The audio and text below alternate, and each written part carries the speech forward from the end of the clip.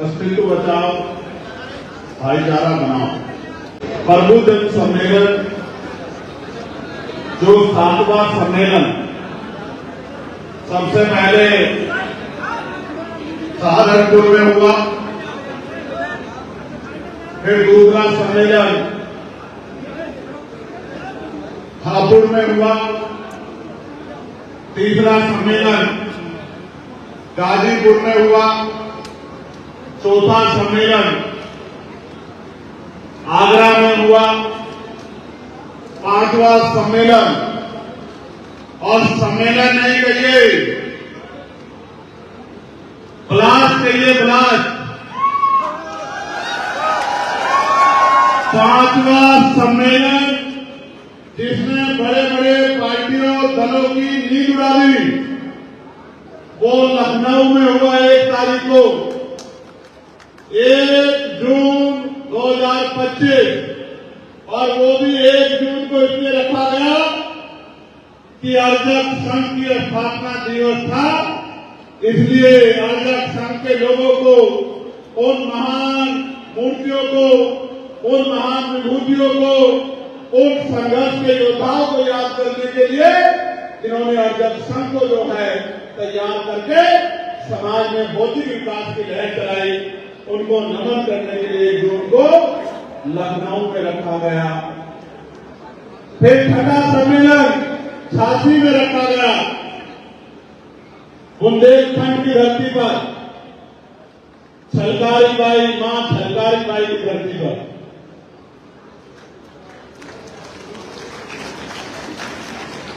सर्वश्रेष्ठ द्रोणियों में से एक मां पूनम देवी की धरती पर। वो सम्मेलन नहीं था,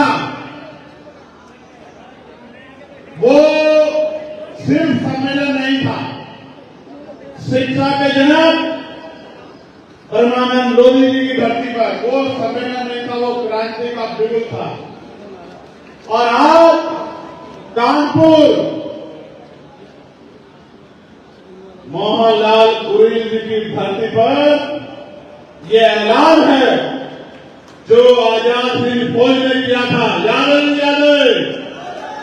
जो आजाद हिंद फौज ने किया था, गुलामी की बेड़ियां काट के उस गुलामी से देश को आजाद कराने का संकल्प आज यहां आजाद समाज पार्टी को आजाद हिंद फौज थी, इसमें अंग्रेजों के दांत खट्टे किए थे, अंग्रेजों को भागने के लिए मजबूर किया था, सुभाष चंद्र बोस जी के नेतृत्व में किया था। और ये आजाद समाज पार्टी का नाम है जो यहां से मनु के ठेकेदारों से गुलामी की बेड़ियां काटने के लिए संघर्ष करने का काम कर रहे हैं। प्यारे साथियों, मैं अपनी बात को शुरू करने से पहले सभी संतों, गुरुओं और महापुरुषों को नमन करता हूं, जिनके संघर्ष से हमने और हमसे पहले हमारे महापुरुषों ने बहुत कुछ सीखा। महामानव तथागत को पाखंडवाद की जड़ें हिला देने वाले जगत गुरु सतगुरु रविदास जी महाराज, गुरु कबीर जी, गुरु नानक जी, भगवान वाल्मीकि जी, गुरु घासीदास जी, संत गाडगे जी महाराज, नारायणा गुरु, शिक्षा के आदिगुरु, भारत के असल राष्ट्रपिता ज्योतिबा फूले, मां सावित्रीबाई फूले, मां फातिमा सेठ, आरक्षण के जनक छत्रपति साहू जी महाराज।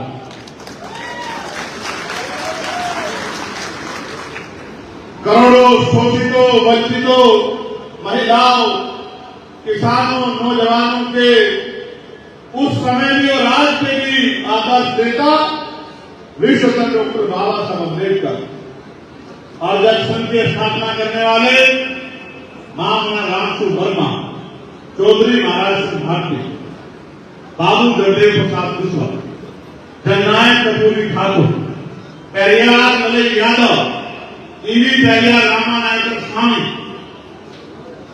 बाबू श्रीदयाल चौरसिया, संत राम बीए प्रजापति, परमानंद लोधी, माँ अहिल्या भाई होलकर, माँ झलकारी भाई, माँ अवंतिका भाई लोधी,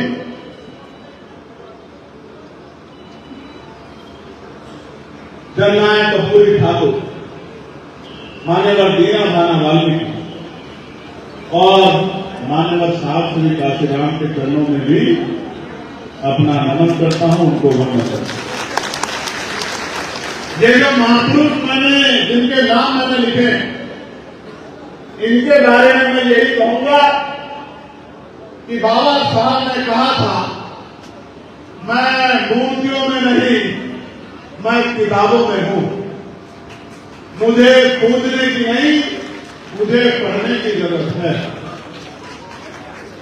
मैंने इन महान पुरुषों में से बहुत सभी को देखा तो नहीं है, लेकिन जब जब मुझे मौका मिला है, मैंने इनको पढ़ने का काम किया है, इनको जानने का काम किया है, इनको पहचानने का काम किया है, इनके विचारों पे चलने के लिए खुद को तैयार करने का काम किया है। और इनके विचारों में चलने का मतलब है आग के ऊपर चलना, तलवार की धार के ऊपर चलना, तीर की नोक पर चलना, क्योंकि देश में जो व्यवस्था है वो व्यवस्था सब कुछ बर्दाश्त कर सकती है, लेकिन इस राह पे चलकर बहुजन समाज के लोगों को जागरूक करके, उनको अंधविश्वास पाखंडवाद से निकाल के, उनमें भाईचारा पैदा करके, और जब मैं ये कहता हूं कि प्रबुद्ध जन सम्मेलन हम लोग करेंगे और प्रबुद्ध जन की परिभाषा बताता हूं कि पहले जन ये कहते थे कि देश में एक ही जाति प्रबुद्ध है, एक ही समाज प्रबुद्ध है। जब वो इस बात को कहते थे तो वो मनु की उस बात को मजबूत करते थे, जो बात ये कहती है कि कोई पैदा होते ही नीच हो जाता है, छोटा हो जाता है, कोई पैदा होते ही ऊंचा हो जाता है, पैदा होते ही महान हो जाता है। ये मनु के जो सिद्धांत है, मनु के जो विचार है, हमारे महान पुरुषों ने इनके खिलाफ क्रांति करने का काम किया और इन विचारों के खिलाफ जो सत्य विचार है, उस सत्य विचार को लोगों तक पहुंचाने का काम किया। आप मुझे बताइए, क्या जन्म के आधार पर कोई प्रबुद्ध हो सकता है क्या? क्या जन्म के आधार पर कोई श्रेष्ठ हो सकता है क्या?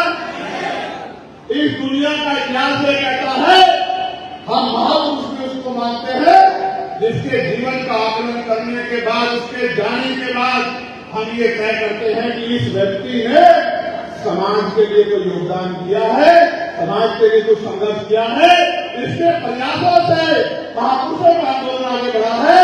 उनके जाने के बाद, क्योंकि जीते जीते हम उनका विरोध करते हैं राजनीतिक वजह से, सामाजिक वजह से, जाति की वजह से, आर्थिक आधार पे, लेकिन जब वो चला जाता है तो हम भी दबे स्वर में कहते हैं केसरी आंदोलन तो यही चला रहा था, हम तो अपने बीवी बच्चों के लिए, अपने परिवार के लिए काम कर रहे हैं। क्या है साथियों, इसलिए मैं कहता हूं कि हम वंचित समाज का वो तबका जो डॉक्टर है, इंजीनियर है, प्रोफेसर है, वकील है, आईआईटीएन है, जो किसानी करता है, जो मेहनत करता है, जो लिखने का काम करता है, इस वर्ग में जो पढ़ लिखकर जिसने समाज को, प्रदेश को, देश को कुछ देने का काम किया, वो सब प्रबुद्ध है। क्या ये बात मैं गलत कहता हूं? जोर से बताइए, क्या ये बात गलत कहता हूं? मैं आपको बताना चाहता हूं, अभी मैं दुबई गया था 2 दिन के लिए। जब मैं दुबई गया तो मैंने वहां बड़े बड़े बिल्डिंग देखे। एक वहां बड़ी बिल्डिंग है जिसका नाम है बुर्ज खलीफा। बादल उससे नीचे है, वो बादल से ऊपर है। 165 मंजिला वो इमारत है। देख के लगता है कि आसमान को छू रही है, लेकिन मैं आपको बताना चाहता हूं, वहां जब 17-18 में गणना हुई थी तो 35 लाख लोग वहां इस भारत से गए हुए वो लोग थे जो वहां मजदूरी करके उन बिल्डिंगों को बनाने का काम। ये वो लोग हैं जो उस बिल्डिंगों में जिनका खून लगता है, पसीना लगता है, इनकी हड्डियां लगती है, जिनके संघर्ष से वो बड़ी बड़ी बिल्डिंगें बनती है, उनकी मिट्टी में, उनकी बुनियाद में किसका खून शामिल है इसको कोई नहीं जानता। लोगों को लगता है देश हवा में बन गया, लोगों को ये नहीं पता इस देश को बनाने के लिए देश के हकवंचित समाज ने, कमजोर समाज ने अपनी पीठ तुड़वा ली है, अपने कंधे तुड़वा लिए हैं, अपने घुटने खत्म करवा लिए हैं और पसीना और खून लगा के इस देश को आगे बढ़ाने का काम किया है। इस बात को ना कोई जानना चाहता है और जो जानते हैं वो जानबूझ के सम्मान नहीं देना चाहता। कानपुर की सड़कों को कौन समझाता? जो कहा जाता है कि इंदौर सबसे सुंदर है, इंदौर सबसे स्वच्छ है, उस इंदौर को स्वच्छ कौन बनाता? नेता, मंत्री, अधिकारी। ये मेरा समाज है जो हकवंचित समाज, जो इस सड़कें साफ करके, इसकी गंदगी उठा के, सीवर में करके, मैला सड़कें रख के इन शहरों को साफ करने का काम करता है। ये बात मैं आपको इसलिए बता रहा हूं। लोग का पेट भरने का काम कौन करता है? खेती किसानी कौन करता है? ये हकवंचित समाज करता है, ये मेरा समाज करता है, तब लोगों के घर का खाना मिलता है। इसलिए मैं कहता हूं कि यहां बैठी मेरी भाई बहने, ये जो आई है आशीर्वाद प्यार देने, ये प्रबुद्धन है जो अपना घर चलाते हैं, ये जो मेरे सामने बैठे हैं जो संघर्ष करते हैं, ये प्रबुद्धन है। और ये जो इस मंच पर बैठे हैं तमाम गरीब, पिछड़े, मुसलमान, आदिवासी, जो इस देश को, प्रदेश को सीखने का काम कर रहे हैं, ये सब प्रबुद्धन है। मैं इनका बहुत बहुत धन्यवाद करता हूं कि उन्होंने अपना कीमती समय निकाला। प्यारे साथियों, इस मंच पर हमारे प्रदेश अध्यक्ष भाई सुनील सितौर जी, प्रदेश उपाध्यक्ष पीताम्बर प्रजापति जी, भाई सौरभ किशोर जी, इस मंडल के मुख्य मंडल प्रभारी राम गोपाल जी, भीम आर्मी के प्रदेश सह संयोजक भाई कौशल वाल्मीकि जी, मंडल प्रभारी मेरे छोटे भाई जयेंद्र कबीर जी, प्रदेश संगठन मंत्री श्री प्रकाश विश्वकर्मा जी, चांद भागमारे जी, बलवीर सिंह जाटव जी, प्रदीप निगम जी, रविंद्र पाल सिंह जी, जावेद वासी जी, छविराम जाटव जी, अभिषेक जाटव जी, हर्ष चौधरी जी, अमन जाटव जी, प्रोफेसर देवेंद्र सिंह जी जो मिशन 78 में है, भारत भूषण जी, जिलाध्यक्ष कानपुर नगर, प्रदीप संगवार जी, जिलाध्यक्ष कानपुर देहात, रविंद्र गौतम जी, जिलाध्यक्ष औरैया,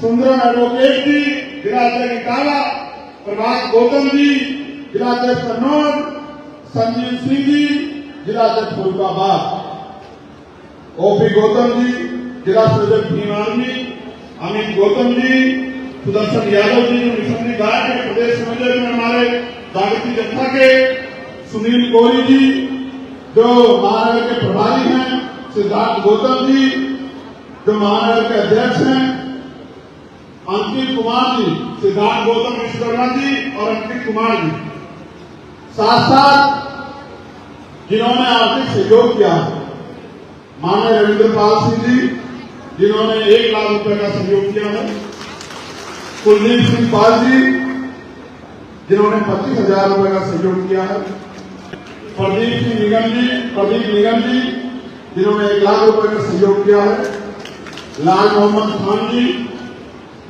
जिन्होंने 25,000 रुपए का सहयोग किया, प्रोफेसर देवेंद्र जी जिन्होंने 25,000 रुपए का सहयोग किया है, डॉक्टर संजीव जी जिन्होंने 25,000 रुपए का सहयोग किया है, कैप्टन कप्तान सिंह जी जिन्होंने 30,000 रुपए का सहयोग किया है, हमारे ब्रिजेश कटियार जी जिन्होंने अर्जत संघ की तरफ से 50,000 रुपए का सहयोग किया है, हमारे भीम आर्मी के साथी कितने ओपी गौतम जी और उनकी पूरी टीम ने 20 रुपए की शस्त्र सिंह कटा के 1 लाख रुपए का सहयोग इकट्ठा किया। साथ साथ इस मंच पर उपस्थित सम्मानित वक्तागण इन्होंने अच्छे सुझाव दिए हैं। प्रोफेसर विजय चंद कटियार जी जो विभागाध्यक्ष है बायो केमिकल इंजीनियर डिपार्टमेंट के, केदारनाथ सचान जी जो पूर्व राष्ट्रीय सचिव अपना दल के, प्रोफेसर धर्मेंद्र जी जो जनता डिग्री कॉलेज इटावा में है, डॉक्टर जी सचान जी जो चेयरमैन बिरला ग्रुप है, पत्रकार अशोक यादव जी, धर्मेंद्र कश्यप जी जो पूर्व में स्वयंदेव राजभर पार्टी में थे, शिवराम पाल जी जो शिक्षक हैं, श्रीमती जीत मित्रा जी, प्रोफेसर राघवेंद्र प्रताप सिंह जी और तुलसीराम वाल्मीकि जी, भाई गंगाराम पाल जी जो पूर्व मंडल कोऑर्डिनेटर है बसपा के, आज उन्होंने आजाद समाज पार्टी में आस्था विश्वास दिखाया है। मैं उनका स्वागत करता हूं और आजाद समाज पार्टी में उनका स्वागत है। साथ साथ हमारे भीम आदमी का के संरक्षक है यहाँ श्री श्यामलाल बोस जी, श्री मूलचंद जी, मास्टर तुलसीराम जी, अरविंद पेंटर जी, इंजीनियर हीरालाल जी, गंगाराम पाल जी, रामतार वर्मा जी, डॉक्टर अजीत सचान जी, नरेश पाल जी, राम स्वरूप जी, श्री कांता जी, केदारनाथ सचान जी, एडवोकेट घनश्याम जी, सुदेश कुमार भोग जी, पृथ्वीपाल मौर्य जी, संतोष वर्मा जी, विजय बाबू हजारिया जी, मैकुलाल छोटे जी, सुंदरलाल धर्म जी, रामशंकर रघुवंशी जी, कुलदीप जी, पीएम निराला जी, बलमोहन दास जी, कैलाशनाथ सोनकर जी, हीरालाल जी, यजवंतन राव जी, छत्रपाल जी, रमेश कुमार बख्शी जी, मेवालाल धर्म जी, महेंद्र पाल जी, विनय बिहारी जी, विनोद बिहारी जी, एडवोकेट शशिकांत जी, रविंद्र कुमार मधुर जी, शिवनाथ बाबू जी, प्रेमचंद वाल्मीकि जी, रामकृष्ण वर्मा जी, मोहनलाल जी, राम करपाल जी, सूर्य नारायण जी, नरेश चंद जायसवाल जी, आप सबका मैं बहुत बहुत धन्यवाद करता हूं। जब यहाँ मैं पसीने पसीने बोला हूं तो आप लोगों के क्या हाल होंगे, लेकिन मेरे उन नौजवानों से बिल्कुल नाराजगी रहेगी जिन्होंने मेरी बात को मानने के बाद क्यों बैठे नहीं। उनसे मेरा प्यार नहीं हो सकता और वो मेरे सिपाही नहीं हो सकते। मैं इस बात को मानता हूं क्योंकि जो मेरा सिपाही है उसको तो मैं रात को 12 बजे 1 बजे भी कह देता हूं कि आदमी से टकराना है, वो फिर पीछे पलट के नहीं देखता है। मैं इस बात को जानता हूं। प्यारे साथियों, आज मैं अपनी बात कबीरदास जी के उस दोहे से शुरू करूंगा जो आप सबके लिए बहुत महत्वपूर्ण है। कबीर खड़ा बाजार में लिए लुपाटी हाथ, जो घर जाने अपना चले हमारे साथ। मैं इसका मतलब भी आपको समझा देता हूं। कबीरदास जी बाजार में लाठी लेके खड़े और ये कह रहे हैं कि जो अपना घर फूकना चाहता हो, जलाना चाहता हो, वो इस आंदोलन में हमारे साथ चले। प्यारे भाइयों, ये आंदोलन प्राप्त करने का नहीं, ये आंदोलन देने का है। इस पूरे आंदोलन को जब आप पढ़ोगे, जानोगे, समझोगे तो आपको एहसास होगा कि हमारे महापुरुषों ने इस समाज से कुछ लिया नहीं है, अपितु अपना पूरा जीवन इस समाज को जगाने के लिए और इसकी गरीबी, बेबसी, लाचारी को खत्म करने के लिए अर्पित किया। इसलिए मैं आप सबसे कहना चाहता हूं आज बहुत जिम्मेदारी से, जैसे ही लखनऊ में प्रबुद्धन सम्मेलन हुआ, जो हलचल मची है वो हलचल रुकनी नहीं चाहिए। ये तो 7वां है, अभी तो 11 और बाकी है, लेकिन 11 खत्म होंगे, घर नहीं बैठूंगा, गाड़ी उठा के यात्रा के लिए निकलूंगा, तब तक चैन से नहीं बैठूंगा जब तक उत्तर प्रदेश की धरती पे एक अम्बेडकर वाली नहीं बैठेगा मेरे साथ। करो मुकाबला, तुमने हिम्मत है, चैलेंज है एडवोकेट चंद्रशेखर आजाद का, अपने भाइयों के भरोसे, बहनों के भरोसे करो मुकाबला। अगर तुमने हिम्मत है सामने आकर मुकाबला करो, अगर भूल ना सकाए तो मेरा नाम चंद्रशेखर आजाद। साथियों, सर्वोदय सम्मेलन इसलिए किया जा रहा है कि पिछले 27 में 15 साल हो जाएंगे, 15 साल, पिछले 15 साल में जो 2027 में हो जाएंगे। राम जी का वनवास भी 14 साल का था, 14 साल के बाद उनको भी राजपाल याद आ गया। इस भूले बिखरे बहुजन समाज को समझ नहीं आया कि बिना राजकाल के आप लोग इस प्रदेश में करोगे क्या। आज सर्वोदय सम्मेलन के जरिए हम लोग समझा रहे हैं कि जातिगत जनगणना होनी चाहिए। और आप याद रखके सुन लो, पार्लियामेंट का हिस्ट्री निकलवा लो, पार्लियामेंट के जो है डिबेट निकलवा लो।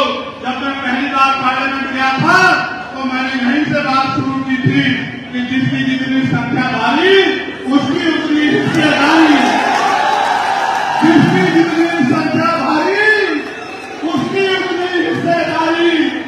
अब धन धरती राजपाट बनते रहेगा, अपने धन धरती राजपाट को हम लोग लेके रहेंगे। ये बात जो है मैंने पहले दिन कही, और इसके लिए जातिगत जनगणना होनी ही चाहिए, क्योंकि जातिगत गणना होगी तो ये पता लगेगा किसकी कितनी संख्या है और किसकी जेब में क्या है। सिर्फ जातिगत जनगणना नहीं, उसके आर्थिक आंकड़े भी जारी होने चाहिए। गाड़ी किसके पास है, बस किसके पास है, ट्रेन किसके पास है, हेलीकॉप्टर किसके पास है, हवाई जहाज किसके पास है, कंपनियां किसकी है, फैक्ट्रियां किसकी है, जमीन किसके पास है, रोजगार किसके पास है, बैंक अकाउंट में किसके पैसे हैं, और कौन है वो जिसको 80 करोड़ लोगों को सस्ता राशन दिया जा रहा है। ये जानना चाहिए। ये जातिगत जनगणना में भाई ये लोग अच्छे नहीं, ऐसी तो भेड़ बकरियां भी नहीं होती, भेड़ बकरियां भी अच्छी होती हैं, एक भेड़ के पीछे दूसरी भेड़ होती है, लेकिन आपको भेड़ बकरियां भी नहीं हो। ये बात मुझे आपके मुंह में कहनी पड़ेगी, इन सबको कहनी पड़ेगी जिन्होंने जो घर से तो निकल आए हैं, लेकिन लगता है कि मन में कोई संकल्प नहीं है। भैया बाल तो बहुत अच्छे होते हैं, काम भी अच्छे करते, तेरी माँ भी ले कहीं घर जाने के बाद मेरा बेटा अच्छे काम कर रहा है। ये एक मीडिया के साथियों ने भी तो पूरा बवाल काट दिया ना एक ही लाइन में। अब आप लोग कहीं फोटो खिंचवा खिंचवा बोलते हो, रिकॉर्ड कर रहे हो, ये रिकॉर्ड के बीच में तुम मीडिया कहाँ बन रहे हो भाई, कहाँ बन रहे हो मीडिया, बैठते क्यों नहीं, क्यों डिस्टर्ब कर रहे हो। आपको ध्यान से गेट खुला हुआ निकल वालों को मत देना कि भैया वहां बैठने नहीं दिया आपने। इस बार अगर तुमने एक भी खड़ा हुआ तो याद रखना कि गेट खुलेगा। अब तुम मेरी बात को याद रखना, पता ना मैं झूठ नहीं बोलता हूँ, क्योंकि तुम लोग वैसे इतने सारे लोगों से मैं जो दर्द में याद करना चाहता हूँ वो भी उसको भी डिस्टर्ब होना चाहता हूँ। ठीक है, तो प्यारे साथियों, क्या कर रहा है, बैठ जाओ यार।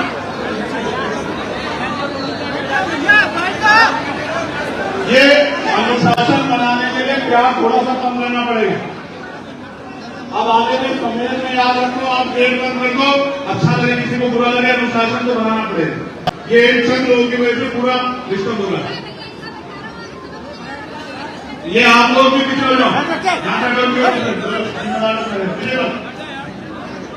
समझदार बनो, सिर्फ मीडिया वालों को छोड़ के बाकी सब लोग बैठ जाओ। तो चलो इस बात से ध्यान हटाओ। अगली बार इस बात की जिम्मेदारी भी मैं अपने आप में संभालूंगा, किसी अच्छे आदमी को लगाकर मैं इस अनुशासन को बना के रखूंगा। प्यारे साथियों, तो मैं बात आपसे कह रहा हूं कि जातिगत जनगणना होनी चाहिए और उसके आर्थिक आंकड़े भी जारी होने चाहिए। ये होगी तो एक आईना हमारे सामने आएगा, हमें पता लगेगा, क्योंकि 1931 के बाद नहीं हुए ना। SC ST की होती है, सिर्फ SC ST की होती है ना, ओबीसी की होती है ना, सामान्य वर्ग की होती है। तो संपूर्ण जातिगत गणना होनी चाहिए और उसके आर्थिक आंकड़े जारी होने चाहिए। जैसे बिहार में हुआ था तो पता लगा कि 10% आबादी सामान्य समाज की है और 90% आबादी SC ST ओबीसी और माइनॉरिटी। अब मेरा ये कहना है कि जब ये हो जाए तो फिर शासन साधन संसाधन में भी बंटवारा होना चाहिए। फिर 52% ओबीसी को 52% आरक्षण मिलना चाहिए। इस बात का मैं सबसे पुरजोर वकालत करूंगा और अगर इसके लिए संघर्ष करना पड़ा, जैसे माननीय काशीराम साहब ने कहा था कि मंडल कमीशन लागू करो वरना कुर्सी खाली करो, इस काम को दोहरा कर दिखाने का काम भी आजाद समाज पार्टी करेगी। मेरी बात को आप याद रखें। प्यारे साथियों, ये भी मन में शंका बड़ी आ गई है कि ईवीएम के द्वारा वोट की चोरी हो रही है। ये भी बहुत बड़ी शंका लोगों के मन में है और मैं समझता हूं कि लोकतंत्र में तो जो जनता की समस्या है, जो जनता की शंका है, जो जनता की मांग है, पूरी होनी चाहिए। लोकतंत्र का मतलब क्या होता है? लोकतंत्र का मतलब होता है जनता द्वारा जनता का शासन, यानी कि जनता अपने लिए प्रशासक नियुक्त करती है कि हमारी काम धाम की रखवाली कौन करे। ठीक है, तो जनता ये चाहती है। आप भी आज बता दो, बैलेट से चुनाव होना चाहिए या ईवीएम से? ईवीएम से कह रहे हो क्या? समझ नहीं आ रहा। जब मैं कहूंगा बैलेट से, और अगर आप सहमत हो तो जोर से नारा देना चाहिए, ईवीएम से होना चाहिए या बैलेट से होना चाहिए? एक और बार बताओ, मजा नहीं आ रहा। बैलेट से होना चाहिए क्या? बहुत अच्छे। तो जनता की मांग को प्रमुखता से रखना हमारी जिम्मेदारी है, इसलिए बैलेट से चुनाव होना चाहिए, हमें लोगों को ध्यान देना चाहिए।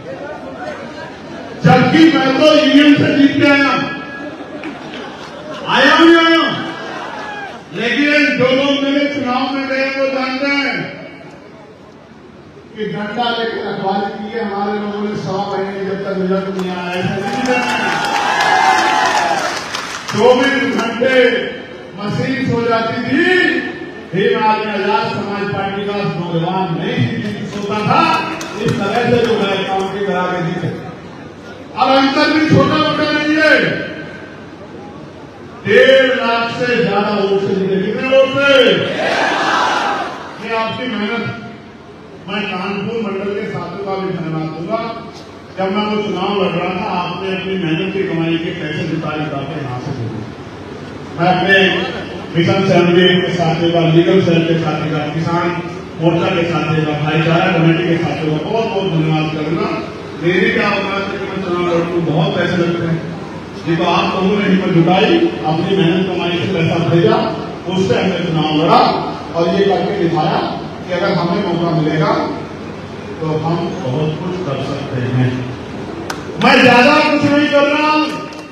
मैं इस देश में अपने महान पुरुषों के आंदोलन को आगे बढ़ाने का काम कर रहा हूं।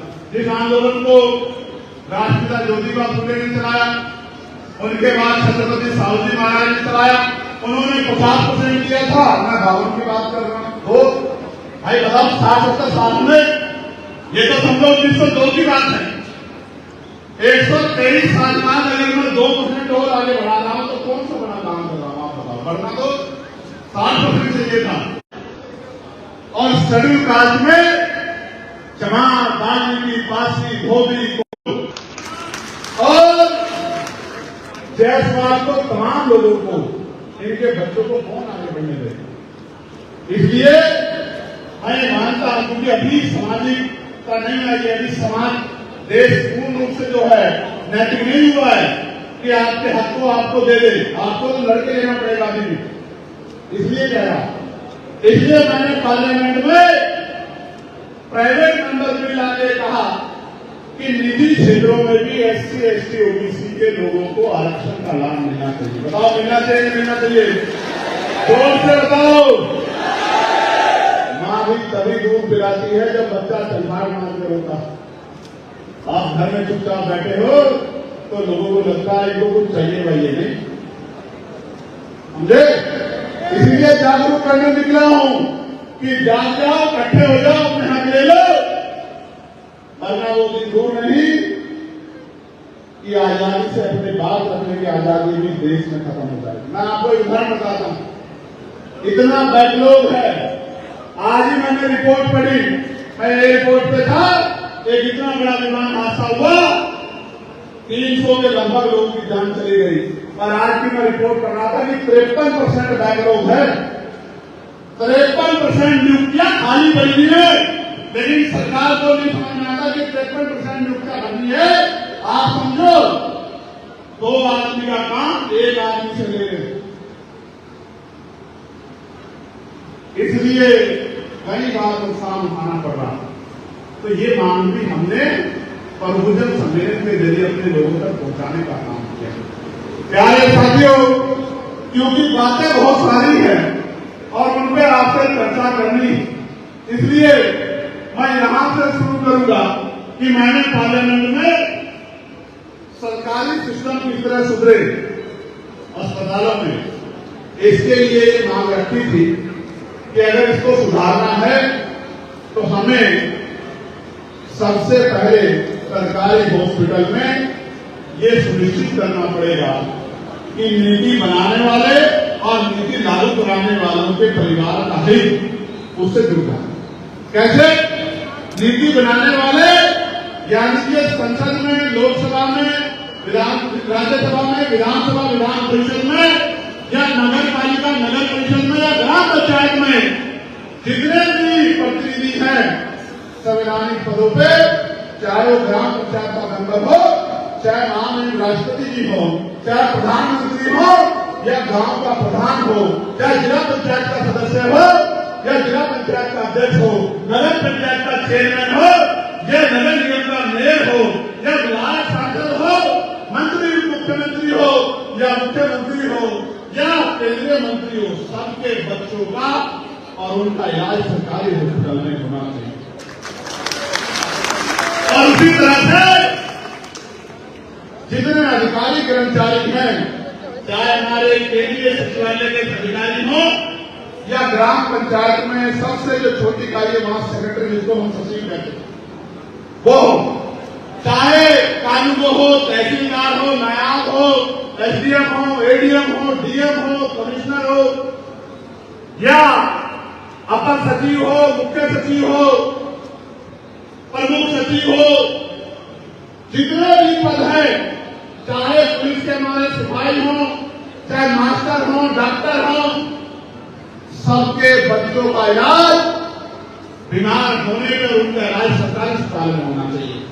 और जो डॉक्टर का इलाज कर रहा है उसके बच्चों का इलाज भी, उसका इलाज भी सरकारी अस्पताल में होना। आप देखना जिस दिन ये पॉलिसी लागू हो जाएगी, ऐतिहासिक क्रांति हो जाएगी, शानदार बिल्डिंग होगी, सारी सुविधाएं होंगी, पूरे डॉक्टर होंगे, स्टाफ की कमी नहीं होगी, अनगिनत काउंटर होंगे, दवाइयां भी वहां मिलेगी, टेस्ट भी वहां होंगे, जेब भी नहीं कटेगी और जान भी नहीं जाएगी। मेरी बात को याद रखना, जान भी बचेगी और समाज भी बचेगा और जेब भी नहीं कटेगी, क्योंकि मानव जीवन सबसे अनमोल है, इसकी रक्षा होनी चाहिए। मैंने अपने पिता को अपने पैसे की कमी के कारण किसी और के पिता की, किसी बहन की, किसी भाई की, किसी के पति की, किसी की मां की, किसी के बच्चों की जान न जाए, इसका फैसला हमें करना पड़ेगा, वरना वो दिन दूर नहीं कि क्षेत्र नगीना में, बिजनौर में मुझे जान के बड़ी तकलीफ हुई।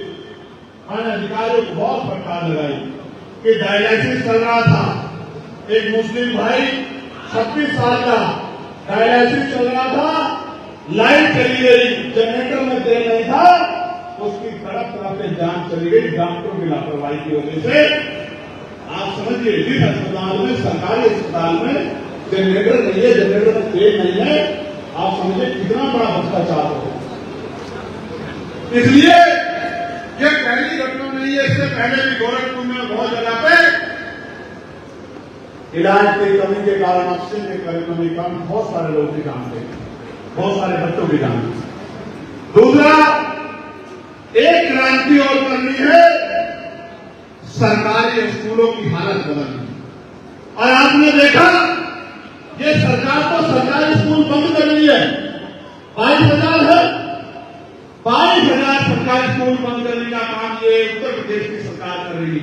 आप मुझे बताओ, कटियार साहब आप प्रोफेसर हैं, सरकारी स्कूल में किसके बच्चे पढ़ते थे? अमीरों के या गरीबों के? ईमानदारी सरकार, गरीबों के, किसानों के, मजदूरों के भविष्य बदलता स्कूल से। मैं प्राइवेट स्कूल में पढ़ के आया हूं, मैं सरकारी स्कूल में पढ़ाई कर था, मैंने ग्रेजुएशन सरकारी स्कूल में की है। तो मेरे जैसा आदमी सरकारी स्कूल से पढ़ के वकील बन सकता है, लोकसभा का सांसद बन सकता है। उन सरकारी स्कूलों को एक योजना के तहत बंद किया जा रहा है कि सरकारी स्कूल बंद हो और प्राइवेट स्कूल वालों की हो जाए, सरकार को डोनेशन मिले और गरीबों के बच्चों का भविष्य खराब हो जाए। किसान का बेटा किसान बने और मजदूर का बेटा मजदूर बने, मजदूर का बेटा वकील, डॉक्टर, इंजीनियर, IAS ना बने। ये सोची सबकी साजिश है, हमें ये समझना पड़ेगा। इसलिए मैंने पार्लियामेंट में कहा कि भाई एजुकेशन पॉलिसी अच्छी होनी चाहिए। सबके पास समस्या है, सब कहते हैं ये समस्या, ये समस्या। मैंने पार्लियामेंट में समस्या का जिक्र नहीं किया, मैंने समाधान का जिक्र किया। उन्होंने कहा कैसे अच्छी करोगे? मैंने कहा अच्छी ऐसे होगी जब नीति बनाने वाला और लागू कराने वाला, यानी कि जो संवैधानिक मुद्दों पर जिसका मैंने जिक्र किया था, राष्ट्रपति हो या ग्राम पंचायत के मेंबर की संतान, सबको शिक्षा एक समान, सबको शिक्षा एक समान।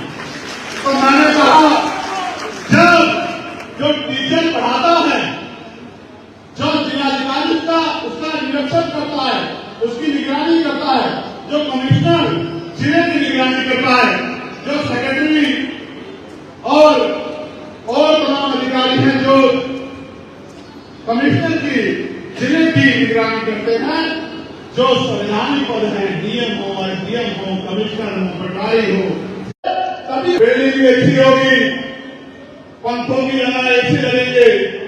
क्योंकि बड़े लोगों के बच्चों की बात है, उनके बीच से हमारे भी कर जाएंगे। इसलिए मैं कह रहा हूं कि सरकारी स्कूल में सुधार अगर करना है, उनको बंद करने से काम नहीं चलेगा। उनमें सुधार लाके और उनमें अपने सरकारी कर्मचारी अधिकारियों के बच्चों को, नेताओं के बच्चों को पढ़ाना पड़ेगा। आप देखना भ्रष्टाचार भी खत्म होगा और पढ़ाई अच्छी मिलेगी। मिलनी चाहिए पढ़ाई।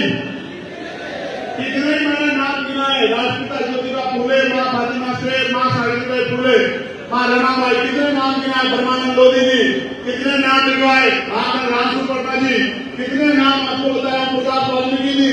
ये सब शिक्षा के वजूद थे। इसलिए कह रहा हूं, और बाबा साहब ने तो कहा शिक्षा श्रेणी का वजूद है जो पीछे का वजूद है। आज अगर चंद्रशेखर यहाँ खड़ा होकर बोल रहा है तो ये शिक्षा की देन है तो बाबा साहब अम्बेडकर के संविधान में हम सब मिलकर देने का काम है। साथियों, जितना बैकलॉग है उस बैकलॉग को भरा जाना चाहिए और पढ़े लिखे नौजवानों को रोजगार देना चाहिए। ये मांग भी सरकार को हमारी पूरी करनी चाहिए। और अगर सरकार पूरी नहीं करेगी तो मैं आपको विश्वास दिलाता कि जिस दिन हमें अवसर मिलेगा, पहली कैबिनेट में सारा बैकलॉग निकलवा के उस बैकलॉग को भरने के आदेश दिए जाएंगे। मेरी बात को ध्यान रखें। दूसरा, जितनी भी परीक्षाएं होंगी उसमें जो शुल्क लिया जाता है उस शुल्क को हम लोग जीरो करने का काम करें। मेरी बात को ध्यान रखें। चाहे किसी भी डिपार्टमेंट की भर्ती हो, कोई शुल्क नहीं लगेगा और परीक्षाएं निष्पक्ष होगी। इस सरकार की तरफ पेपर नहीं लीक होगा। मेरी बात को याद रखना, पेपर नहीं लीक होगा, पेपर नहीं लीक होगा और 70,000 शिक्षक भर्ती का आरक्षण का घोटाला नहीं होगा। मेरी बात को याद रखना। जिसका जो हक है वो मिलकर रहेगा। सारे नेता हैं पिछड़े वर्ग के, इन दलों में, इन पार्टियों में 20,000 पद खाले, 20,000 बच्चों का, 20,000 परिवारों का भविष्य उजाड़ ले और ये सरकार बैठे ताली बजा के तमाशा देखती रही। हाईकोर्ट ने उनके फेवर में आदेश कर दिया। मैं 5 दिन तक लखनऊ के जमीन पे पड़ा रहा, आधी तूफान में, गर्मी में, तब जाकर वो पद मिले थे। हाईकोर्ट ने हमारे पक्ष में ऑर्डर कर दिया, सरकार सुप्रीम कोर्ट चली गई। ये देना नहीं चाहती मेरी बात को आप याद रखना, ये तो आपको जमीन पे लिखा के और ना तो दूसरों से भीख मांगती है सरकार का, समझने का काम करो। प्यारे साथियों, प्रमोशन में रिजर्वेशन, अब इसमें ये बात बड़ी चुभती है कि प्रमोशन में रिजर्वेशन का जो फायदा होगा वो क्यों रुके। इसमें सिर्फ ये सरकार दोषी नहीं है, इनसे पिछले वाली सरकार ने भी प्रमोशन में रिजर्वेशन का बिल पार्लियामेंट में भरवा के हमारे दलित वर्ग के, आदिवासी वर्ग के कर्मचारियों को उनके अधिकारों को छीनने का काम किया, उनके खून के आंसू उनको रुलाने का काम किया। अगर इनकी जरूरत में होता तो मैं कहता एससी एसटी के साथ ओबीसी और माइनॉरिटी को भी जोड़ लो, इनको भी प्रमोशन में रिजर्वेशन का लाभ दो, इनको भी प्रमोशन रिजर्वेशन का लाभ देके मुख्य पदों में जाने का मौका दो। मैं आपको विश्वास दिलाता हूं, प्रमोशन में आरक्षण एससी एसटी ओबीसी को हम लोग दिलाते रहेंगे, माइनॉरिटी की मेरी बात को आप याद रखना, लिख रहे। और पुरानी पेंशन को जिस तरह खत्म किया गया, आज हमारे साथ सचान जी हैं, सचान जी जैसे सीनियर लोग पुरानी पेंशन की वजह से हर परिवार में सम्मान का जीवन प्राप्त करते थे। तुलसीराम जी सम्मान का जीवन प्राप्त करते थे, परिवार में दिक्कत होती थी और संघर्ष करने वालों की मदद भी कर पाते थे। लेकिन पुरानी पेंशन खत्म करके इस समाज की रीढ़ तोड़ने का काम कर दिया, तो इसी सरकार ने, जो केंद्र और राज्य में, इसी सरकार ने काम करने का। तो मैं आपको विश्वास दिलाता हूं कि पुरानी पेंशन को लागू कराने के लिए हम लोग पूरा प्रयास करेंगे कि पुरानी पेंशन लागू हो जाए। प्रत्येक गांव में पक्की सड़कें बनाने के लिए, और जो बिजली का बिल है, आप बताओ बिजली विभाग को निजीकरण की भेंट चढ़ा रहे हैं, देखा नहीं देखा, तो सुना नहीं सुना। आज 1 लाख परिवारों को उनकी सरकारी नौकरी छीनने का और तमाम तरह से जो आप सुनना मेरी बात को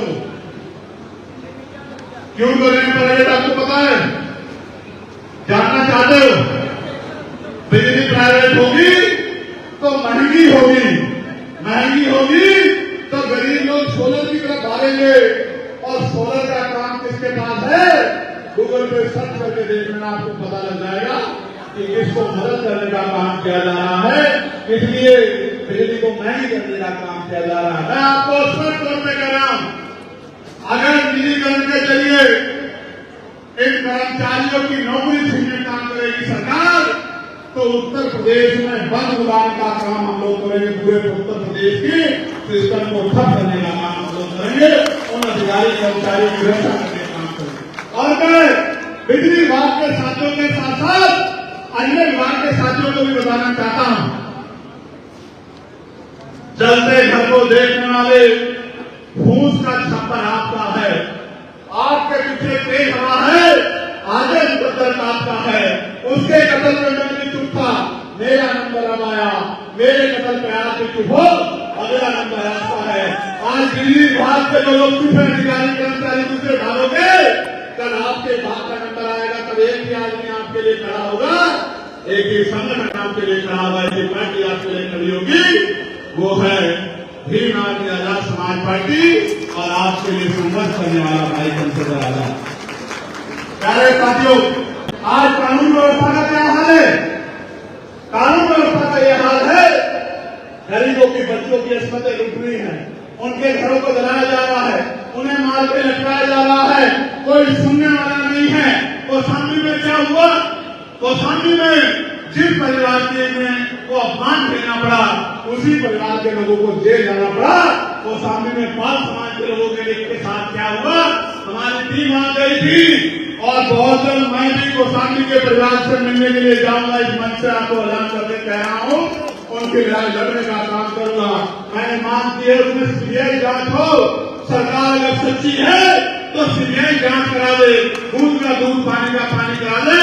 अगर अगर जो दोषी हो उस पर कार्रवाई होनी चाहिए, लेकिन सरकार के दम पर दोषियों को बचाने का काम सरकार ना करे, इसके परिणाम घातक होंगे। लेकिन पाल समाज पिछड़ा वर्ग जा गया, ये कुर्सी भी आपके नीचे से ठीक रहेगा, जिस कुर्सी पे बैठ के दम कर रहे हो, दमन कर रहे हो, मेरी बात को याद है। एक घटना नहीं है, आप कोई सा जिला उठा लो, उत्तर प्रदेश का रोज हत्याएं हो रही है, रोज हत्याएं हो रही है, रोज घर जलाए जा रहे हैं, रोज जमीन छीनी जा रही है, रोज मारा पीटा जा रहा है जाति के आधार पे। और इस कानपुर में आ जाओ, दूर दूर जाते रहो, सीएमओ ईमानदार था तो निलंबित हो गया, हो गया नहीं हो गया, एक कानपुर में हुआ नहीं हुआ, कल ही तो हुआ है शायद, कल परसों में ही तो हुआ, भूल तो नहीं गए। सीएमओ को कह रहे हैं सिस्टम का हिस्सा बन जाओ, कौन से सिस्टम का हिस्सा बनाना चाहते हैं? सीएमओ ने कहा सिस्टम का हिस्सा नहीं बनूंगा, सीबीआई ने जिस संस्था को चार्जशीट की है उसको काम नहीं दूंगा, तो सीएमओ निलंबित हो गए। और सीएमओ बेचारे पीसी करते कह रहे हैं कि मेरे साथ अन्याय हो गया, और आधी सरकार उनकी तरफ है और आधी सरकार दूसरों की तरफ। और मैं यहां से सीएमओ साहब को कहना चाहता हूं, समाज में रहोगे तो आपकी तरफ हाथ उठाने से पहले 1000 बार चंद्रशेखर आजाद से लड़ना पड़ेगा, सरकार हो जाएगी। और अगर उन्हीं के गुणगान गाओगे, उन्हीं की बात बोलोगे, उन्हीं की बोली बोलोगे, उन्हीं के विचार में जाओगे, तो निलंबित नहीं होंगे, तमाम तरह का अपमान सहना पड़ेगा, कोई पूछ नहीं आएगा। मेरी बात को लगना संदेश के तौर पर कह रहा हूं, इस मंच से सीएमओ के माध्यम से तमाम अधिकारी कर्मचारियों को कह रहा हूं, पिछड़े दलित वर्ग के, मुस्लिम समाज के और न्याय पसंद हर समाज के अधिकारी कर्मचारियों को कह रहा हूं, अभी भी वक्त है, आप बहुत बड़ी जिम्मेदारी आपके कंधों पर, समझदारी से काम करो। समाज साथियों, प्रदेश भर में मॉब लिंचिंग की घटनाएं हो रही, मॉब लिंचिंग, और स्पेशली मुसलमानों को तो टारगेट करके, हमारे यहाँ मुस्लिम समाज के लोग बैठे, मुसलमानों को तो टारगेट करके मारा जा रहा है। अगर जांच भी नहीं होगी तो पता लग जाए कि मुस्लिम नाम है, बुलडोजर चलेगा, पीटा जाएगा, गोली लगेगी, खान देनी जाएगी। और अगर पता लग जाए कि मुख्यमंत्री के परिवार के लोग हैं तो कितना बड़ा अपराध करने की कोई सजा नहीं होगी, पुलिस छूट दी जाएगी, और अपराध करो और मत करो, कोई पूछने वाला नहीं। अब तो पुलिस पीट रही है, अभी पुलिस को पीटा, थाने में घुस के पीटा, कई जांच के लिए गए तो वहां पिटा, इस छाती का इकबाल नहीं। इनके माथे पर अशोक की लाश, अशोक पार्लियामेंट में अगर पुलिस के भाइयों के लिए किसी ने आवाज उठाने का काम किया तो चंद्रशेखर आजाद ने। इनकी 8 घंटे की ड्यूटी हो, बॉर्डर स्कीम खत्म की जाए, सप्ताह में 1 दिन छुट्टी मिले, वेतन विसंख्या दूर हो, नौकरियों की संख्या बढ़ाई जाए और इनको अपने परिवार के बीच रहने का मौका मिले, ये मांग के अगर किसी ने की है तो चंद्रशेखर आजाद ने की है। प्यारे साथियों, आशा बहनों का की वेतन वृद्धि हो, आंगनबाड़ी बहनों की वेतन वृद्धि हो, भोजन माताओं बहनों की वेतन वृद्धि हो, ग्राम पंचायत को रोजगार सेवक हैं, पंचायत सहायक हैं, पीआरडी के जवान हैं, होमगार्ड के जवान हैं, उनकी भी तनख्वाह वृद्धि के वेतन वृद्धि की मांग अगर किसी ने की तो पार्लियामेंट में जाकर चंद्रशेखर आजाद ने की, आपकी शक्ति से की, आपकी हिम्मत से। पत्रकार भाइयों के लिए सुरक्षा की मांग की, वकील भाइयों के लिए एडवोकेट प्रोटेक्शन एक्ट लागू कराने की मांग की, तमाम लोगों के लिए ना जाति देखा, ना धर्म देखा, ना ये देखा कि मेरे साथ रहने से इस वजह जितनी पीड़ा मुझ तक पहुंची उसकी आवाज बनने का काम किया, उसकी लड़ाई लड़ने का काम किया। सम्मानित साथियों, ठेकेदारी पर जो नौकरियां हैं, और ये बड़ा कड़वा है लेकिन मैंने अपनी करीब से देखा है, भारत में सेना पे हमारा जवान शहीद होता है, वो भी नौकरी करता है, उसके लिए मेरे पास शक नहीं। जिन सेना के जवानों का बलिदान हुआ बॉर्डर पे, मैं उनके परिवारों के प्रति श्रद्धांजलि भेंट करता हूं, आदरांजलि भेंट करता हूं, उनको नमन करता हूं, उन परिवारों के लिए हिम्मत की प्रार्थना करता हूं कुदरत से क्योंकि वो सेना के जवान जब बॉर्डर पे हमारे लिए हमारी रक्षा के लिए खड़े होते तभी हम सहन होते हैं। लेकिन साथियों, जो सीमा में मरता है उसके बारे में भी बात करनी पड़ेगी। वो भी नौकरी करता है, उसका जीवन भी मूल्य रखता है, उसकी मां को भी पैदा करते हुए दर्द होता है, उसके जाने में उसके बच्चों को भी, उसकी पत्नी को भी, उसकी बहन को भी, उसके पिता को भी, उसकी मां को भी दर्द होता है। क्या उसका दर्द अलग नहीं होता? उसको तो कोई सम्मान नहीं देता। वो तो मजबूरी में 5,000, 7,000, 9,000, 11,000, 17,000 की नौकरी पे पहला उठाता है, जिसको सबसे हमारी काम माना जाता है। उसमें भी पक्की नौकरी नहीं देते। मैं आपको विश्वास दिलाता हूं, एक भी कच्ची नौकरी नहीं रहेगी, सबको पक्की नौकरी देने का काम हम लोग करेंगे। जितने डिपार्टमेंट में सरिया रखी गई है, आउटसोर्सिंग रखी गई है, उनको सूचीबद्ध करके योग्यता के आधार पे उनकी नौकरियों को पक्का करने का काम करेंगे। इस बात को मैं आपको विश्वास दिलाता हूं। और ठेकेदारी सरिया पे अपने लोगों को मरने नहीं देंगे। सीवर में इस बात का भी आपको विश्वास दिलाता हूं। इस ठेकेदारी प्रथा को भी खत्म करेंगे। सम्मानित साथियों, किसानों को उनकी फसल पे एमएसपी की गारंटी हम लोग देंगे कि उनकी फसल सड़े नहीं, उनको नुकसान नहीं। क्योंकि जब किसान की फसल पकती है तो कुदरत उसकी परीक्षा लेने के लिए घनघोर बादल लहरा देती है। घनघोर बादल को देख के किसान कभी कभी डर जाता है। मिल जाता किसान को जिस किसान ने 16 महीने जेल में काटे, कितने महीने दोबारा बताओ, कितने महीने? जिसने 16 महीने 10/6 की काल कोठरी में काटे हों, जिसने देश की बड़ी बड़ी जेल तिहाड़ 2 बार देखी हो, जिसके बदन पे जितनी हड्डियां नहीं उससे ज्यादा जिसने लाठियां खाई हो, जिसके दांत तोड़ दिए गए हो, पैरों के नखून खींच दिए गए हो, जिसकी रीढ़ की हड्डी में 4 जगह गैप हो, और जिसने गोली खाई हो, मौत को सामने से देखा हो, वो चंद्रशेखर आजाद आपसे डरने वाला नहीं है। मेरी बात को आप याद रखें। इसलिए आपसे कह रहा हूं बहुत जिम्मेदारी से कि किसानों को फसल का एमएसपी गारंटी देंगे, और जब तक पढ़े लिखे नौजवानों को रोजगार नहीं मिलता उनको रोजगार भत्ता दिलाने का काम करेंगे। इस बात को लिख लेना नोट करें। प्यारे साथियों, यही कानपुर में 18 जून को 50 झोपड़ियां जल गई थी, क्योंकि वो अमीरों के महल नहीं थे, गरीबों की झोपड़ियां थी। आज तक सरकार ने शायद कोई मुआवजा नहीं दिया उन परिवारों को। कभी उत्तर का प्रशासन ने भी सुन नहीं ली, इसलिए सुन नहीं ली कि फर्क नहीं पड़ता उनके जीने मरने से, क्योंकि ये व्यवस्था उनको इंसान भी नहीं मानती। आज बिजली की बेतहाशा कटौती हो रही है। किसी जिले में चले जाओ, कई 6 घंटे कटौती, कहीं 8 घंटे कटौती, कोई पूछने वाला नहीं है। इस सरकार को 8वां साल लग गया है। ये सरकार सो रही है, इनको नहीं पता कि बिजली के लिए क्या व्यवस्था इन्होंने की है। इनका तो एक ही उद्देश्य है कि निजीकरण करना है बिजली का। मैं आपको विश्वास दिलाता हूं कि इन बिजली के बिलों को भी कम करने का काम करेंगे और सस्ती बिजली लोगों तक पहुंचाने का काम करेंगे। मेरी बात को आप याद रखना। प्यारे साथियों, शिक्षा मित्र बहुत परेशान आंदोलन कर रहे हैं, उनका समायोजन करने का काम भी हम लोग करेंगे, जो ये सरकार नहीं कर पाई।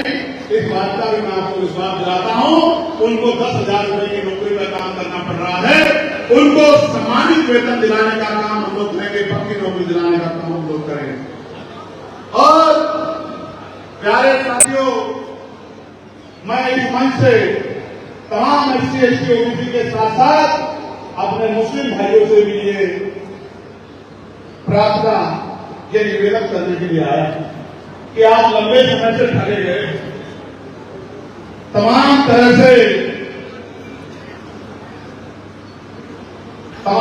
से चुनाव के समय आपको लुभावनी बातें करके आपको ठगने का काम किया जाता। और जब आपके नेताओं पे अन्याय होता है या आपके समाज पर अन्याय को पूछने वाला नहीं होता। पूरे देश भर में जहां भी किसी मुस्लिम भाई का अन्याय हुआ होगा, भीम आर्मी के भाइयों ने आगे बढ़कर लड़ाई को लड़ने का काम किया होगा, उनको ताकत देने का काम किया। मैं आपको कहना चाहता हूं, आपने सबको मौका दिया है एक मौका चंद्रशेखर आजाद को भी आपको देना चाहिए। देना चाहिए, देना चाहिए, बताओ। देना चाहिए, देना चाहिए। कौन हाथ उठाने बताओ, देना चाहिए, देना चाहिए। एक मौका देने के बाद दोबारा किसी नेता की जरूरत नहीं पड़ेगी। इस बात का मैं आपको विश्वास दिलाता हूं। आपको भी आपके सम्मान और रिश्तेदारी के साथ आगे बढ़ाया जाएगा। जिसकी जितनी संख्या हमारी उसकी उतनी हिस्सा। प्यारे साथियों, शहीद मेजर सलमान खान बस अड्डे पर उनके नाम का बोर्ड जो अभी तक नहीं लगा है उसको लगवाने के संबंध में एप्लीकेशन आई। मैं इसके लिए अधिकारी से बात करूं, लेकिन अब मैं आपको भी कुछ काम बताना चाहता हूं। पहले आप बताओ, क्या आप मेरी मदद करोगे नहीं करोगे? बताओ, क्या आप इस मूवमेंट को आगे बढ़ाने में मदद करोगे नहीं करोगे? बताओ। ये दोनों हाथ उठाके बताओ। जब एक हाथ उठाएगा उसकी नहीं मानूंगा। जैसे हमारे एक सज्जन ने जो कैब लगाने बैठे एक ही हाथ उठाया, मेरी नजर तो सब पे रहती है। जब दोनों हाथ उठाएंगे तभी मैं मानूंगा। माँ बाप ने दोनों हाथ उठा लिए। अब आप गौर से मेरी बात को सुनो, बहुत शांति से। आप कौन है? आपसे सबसे महत्वपूर्ण बात देखो भाई, उनके मुकाबले का मीडिया तो हमारे पास नहीं है, नहीं है ना? उनके मुकाबले का धन तो हमारे पास नहीं है, साधन तो हमारे पास नहीं है। उनके मुकाबले की का बहुबल तो हमारे पास नहीं है। तो हमारे पास क्या? जैसे मान्यवर ने कहा था कि हमें अपने छोटे छोटे साधनों से बड़े बड़े कामों को अंजाम देना। और उन्होंने ये भी कहा कि मुर्दा लोग मिशन नहीं चलाते और जिंदा लोग मिशन को रुकने नहीं देते। मैं आज आपको विश्वास दिलाता हूं, जीवन में आपकी किसी से नाराजगी हो सकती है, विधानसभा स्तर में आपकी किसी से नाराजगी हो सकती है, प्रदेश स्तर पर मंडल स्तर पर आपकी नाराजगी हो सकती है, लेकिन ये नाराजगी व्यक्तिगत नहीं है, ये आंदोलन वैचारिक है। हमें पीछे नहीं हटना किसी की बातों से, हमें लगातार आगे बढ़ना है और इस कारवा को मंजिल तक पहुंचाना है। और मंजिल तक पहुंचा के उन गरीब माओं के आंसू पूछने हैं, उन गरीब बहनों के आंसू पूछने हैं, उन भूखे पेटों में रोटी पहुंचानी है, उन टूटे छपरों को मकान में बदलना है और उन उदासी वाले चेहरों पर खुशी लानी है, रोशनी। ये काम अकेले हम सब लोग नहीं कर सकते जब तक आपका साथ नहीं देगा। आप जब तक घर से निकल के, क्योंकि जब हम 8 घंटे अपना घर चलाने के लिए मेहनत कर सकते हैं, तो जिन महापुरुषों के कार्य से, संघर्ष से हमें ये स्वाभिमान का जीवन मिला है, उस संविधान की रक्षा के लिए, बाबा साहब अम्बेडकर के आंदोलन को मजबूत करने के लिए, काशीराम साहब के संघर्ष को मजबूत करने के लिए, आरएसएस संघ के संघर्ष को पूरा करने के लिए, क्या हम 1-2 घंटे भी अपने घर से निकल के काम नहीं कर सकते? आने वाली पीढ़ी हमसे पूछेगी कि जब सब कुछ लूट रहा था, निजीकरण हो रहा था, संविधान पे हमला हो रहा था, सरकारी नौकरियां खत्म हो रही थी, जब हमारे लोगों को मारा पीटा जा रहा था, जब खेती की जमीन लूट रही थी, तब आप लोग क्या कर रहे हैं? क्या जवाब दोगे? का सवाल क्या पीढ़ी आपको पूछेगी? नहीं पूछेगी, जरूर पूछेगी। क्या जवाब दोगे? क्या देने आए थे? क्या लेकर जाओगे? इसका जवाब आपसे पूछा जाए। जिसके जीवन में कोई लक्ष्य नहीं होता, उसका जीवन, उसका आना जाना व्यर्थ होता। इसलिए मैं आपसे कहता हूं, अगर सच में आपके अंदर जो बातें मैंने बताई उनको पूरा करने की गलत है, साथ है, तो फिर मेरे साथ घर से निकलो और जिस बस्ती में रहते उस बस्ती में घर जाके मेरी बात को पहुंचाओ, आजाद समाज पार्टी के विचारों को पहुंचाओ, महापुरुषों की बात को पहुंचाओ, गली गली प्रचार करो, गली गली में संगठन बनाओ, बूथ का संगठन बनाओ, सेक्टर का संगठन बनाओ, भाईचारा कमेटियां बनाओ, विधानसभा कमेटियां बनाओ, जिला कमेटियां बनाओ, प्यार बढ़ाओ, एक दूसरे के दुख सुख के साथी बनाओ, एक दूसरे का हाथ पकड़ो। चीटी चीटी के पीछे चलती है, देखिए ये देखिए, भेड़ भेड़ के पीछे चलती है, गधा भी गधे के पीछे चलता है। आप तो इंसान हो, आप तो समझो कि आपके लिए कौन लड़ रहा है, आपको किसके साथ चलना है। भाई मैं संघर्ष तो बहुत कर रहा हूं, आप जानते हो मैं इतना संघर्ष कर रहा हूं कि मैंने अपनी जान को भी दांव पे लगा दिया, मैं गोलियों से भी नहीं डरता, भीड़ में से कहां से गोली चलेगी और मेरा सीना चीर के चले जाएगी, मुझे इस बात की परवाह नहीं। आज एक बार पैदा होता एक बार इतिहास याद रखेगा। अगर आपने जल्दी साथ दिया तो 27 में इनकलाब ला देंगे, और अगर आप देर से जागे तो थोड़ी सी देर रहेगी, लेकिन संकल्प पक्का है। मर सकते हैं, झुक नहीं सकते, दिख नहीं सकते, रुक नहीं सकते, और जब तक महापुरुषों का कारवा मंदिर तक पहुंचे नहीं तब तक मर नहीं सकते। कितनी गोली चला लो सूरज को वोट बैंक में खराब नहीं किया जाता। मैं फिर आपसे कहता हूं, अगर सच में आप इस आंदोलन से प्यार करते हैं, अगर आप इन नौजवानों के संघर्ष से प्यार करते हैं, अगर आपके दिल में कुछ कर्ज लेने की तमन्ना है, तो इतनी बड़ी संख्या है, हमारी सबसे बड़ी ताकत हमारी संख्या है। अगर दिन में 1 घंटे की काम करोगे तो 27 में और 27 से पहले त्रिस्तरीय पंचायत चुनाव में उत्तर प्रदेश में जब रिजल्ट आएगा, जमीन जमीन पे प्यार प्यार से धीरे धीरे कचरे की चाल से जो इनकलाब आएगा, उसको देख के अच्छे अच्छों की नींद उड़ जाएगी। मेरी बात को अपना मेरे साथ आप नगीना के लोगों का धन्यवाद दो, दोनों हाथ मांगे, ऐसे दोनों हाथ मांगे नगीना के लोगों का धन्यवाद दो।